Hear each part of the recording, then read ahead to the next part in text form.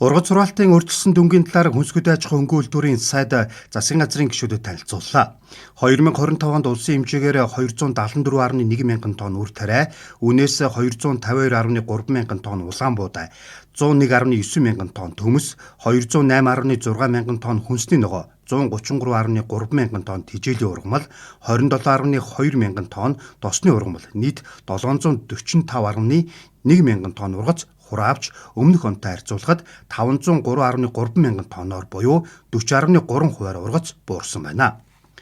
Улаан буудаа 34.7%, төмөс 22.9%, хүнсний ногоо 22%, малын тэжээлийн тармилт 46%, досны ургамал 49% тус буурсан байна. Ургац сургаалтын урьдчилсан дүнгээс харахад Монгол улсын нийт хүн амын хэрэгцээд улаан буудаан 62.5%, төмөсний 76.9%, хүнсний ногооны 72.6%-ийг дотоодын ургацаас хангах тооцоо хийжээ. Энэ жил тариалангийн бүс нутагт 5-аас 7 дугаар сард хурд тундас бага агаарын дундаж хэм 37-оос 39.5 Цельс, хөрсний гадаргын үнэлэхгүй их хэм 65-аас 69 Цельсд хүрч,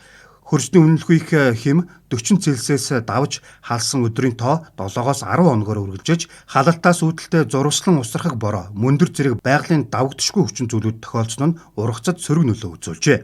Улаан буудын хувьд хэдийгээр гангийн нөлөөлөлд өртсөн ч 8-аас 9 дугаар сард цагаагаар харьцангуй тааламжтай байж, хураалтыг 7-оос 10 хоногийн өмнө эхлүүлсэн нь ургацын чанарт эргээр нөлөөлж, тарианы болц жигд цавуулаг өндөртэй байна. Танилцуулгатай холбогдуулан хүнсний улаан буудайн стратегийн болон 2026 онд тариалах үр тариа, төмөс тэжээлийн таримлын үрийн нөөц бүрдүүлэх, байгалийн давагдшгүй хүчин зүйлсийн улмаас газар тариалангийн үйлдвэрлэлд учирч болзошгүй эрсдлийг бууруулахад чиглэсэн цогц арга хэмжээний төлөвлөгөө боловсруулан хэрэгжүүлэх, тариалангийн үйлдвэрлэл эрхлэгчдийн зээлийн эргэн төлөлтийн хугацааг хойшлуулах асуудлыг судалж шийдвэрлэх арга хэмжээ авахыг хүнсгүдээ аж ахуйн хөнгөн үйлдвэрийн сайдад дагалгалаа.